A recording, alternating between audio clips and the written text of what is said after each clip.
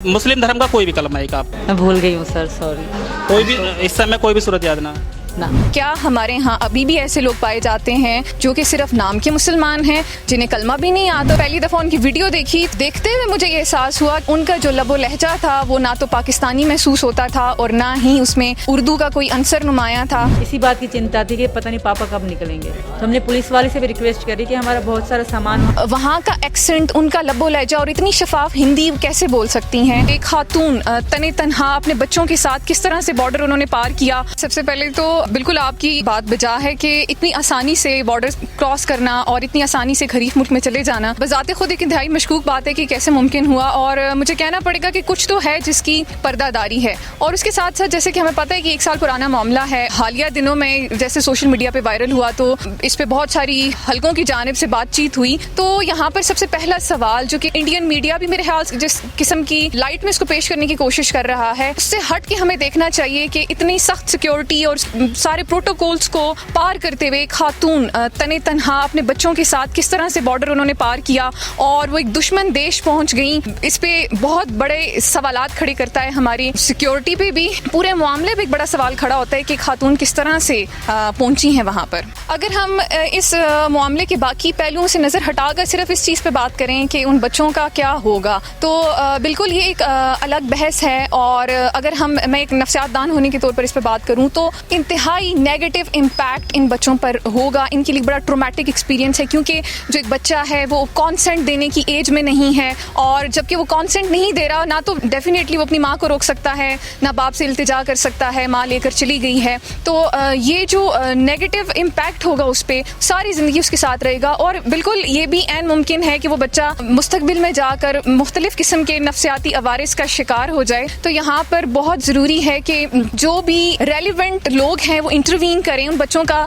Properly psychological checkup होना चाहिए और देखना चाहिए कि इस पूरे मामले ने किस तरह से उनको साइकोलॉजिकली इम्पैक्ट किया है। और इसके अलावा यहाँ पर मैं ये भी कहना चाहूँगी कि उस खातून का भी साइकोलॉजिकल असेसमेंट होना चाहिए कि क्या वो खुद नफ्सियाती तौर पर इतनी स्टेबल हैं। बाकी तो जो सारी पॉलिटिकल डिस्कशंस हैं उनको एक साइड पर रख के अगर हम सिर्फ एक पहलू को सामने रखते हुए बात करें तो मुझे लगता है कि यहाँ पर साइकोलॉजिकल असेसमेंट की बहुत ज़्यादा ज़रूरत है। एक ऐसा शख्स जो कि क्लेम करता है कि वो मुसलमान रह चुकी हैं और उसके बाद उनको कलमा भी नहीं आता, जबकि वो ये भी कहती हैं कि मैं 5वीं जमात तक तालीम हासिल कर चुकी हूँ। तो मुझे लगता है कि हमारे स्कूलों में बुनियादी चीज़ कलमा होती है जो कि हमें सिखाया जाता है, हमारा बाकायदा नाजरे का पीरियड होता है। लेकिन चलें स्कूलों की बात ना भी करें तो हमारे घरों में भी कम से कम इतनी तालीम ज़रूर दी जाती है। तो यही वो तमाम मामलात थे जिन्होंने कि इस पूरे मामले पे सवाल खड़ा किया। तो यहाँ पर दूसरी चीज़ ये भी हो सकती है कि हमारे यहाँ कुछ इलाके इतने पसमानदा हैं जहाँ पर कि हकीकतन मजहबी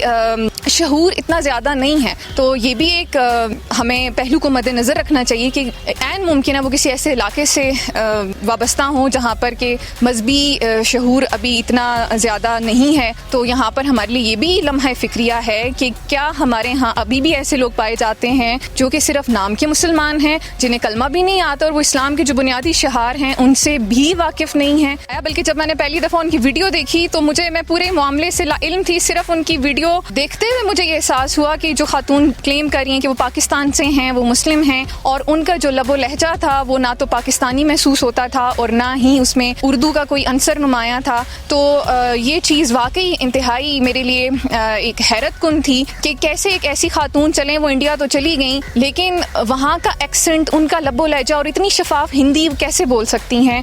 वाकई मेरे लिए भी इंतहाई हैरान कुन बात थी। सोशल मीडिया का ये जो इम्पैक्ट था इसको रिसर्चर्स ने बहुत पहले आइडेंटिफाई किया कि सोशल मीडिया हमारे पर्सनल डोमेन्स में इस हद तक आ चुका है कि अब जो हमारा करीब है वो हमसे दूर तर हो चुका है और जो दूर है वो हमसे करीब तर हो चुका है। तो यहाँ पर हमें इस चीज़ को वालिदैन के लिए ये एक लम्हा फ़िक्रिया है कि उन्होंने अपने बच्चों को सेल फोन्स तो प्रोवाइड कर दिए हैं, लेकिन उसके साथ साथ कोई सिक्योरिटी प्रोटोकॉल्स वो फॉलो नहीं कर रहे, सुपरविजन नहीं कर रहे अपने बच्चों की। ये सिर्फ एक वाक़या है जो सामने आया है और सिर्फ एक वाक़े का एक रुख है। अगर हमने सोशल मीडिया के इस्तेमाल को रेगुलेट ना किया तो मुस्तकबिल में हमारे पास इस किस्म के मुख्तलिफ नोयात के वाक़यात आते रहेंगे। इसमें हमारे पास सुसाइड केसेस हो सकते हैं, सोशल मीडिया पे बुलिंग होती है, सोशल मीडिया हमारे पास मेंटल हेल्थ को इम्पैक्ट करने में अहम किरदार अदा करता है, नेगेटिवली इम्पैक्ट करने में। तो डेफिनेटली हम ये तो नहीं कर सकते कि अपने बच्चों को सोशल मीडिया से दूर रखें, लेकिन हम उसके इस्तेमाल को रेगुलेट ज़रूर कर सकते हैं कि जो पॉजिटिव चैनल्स हैं,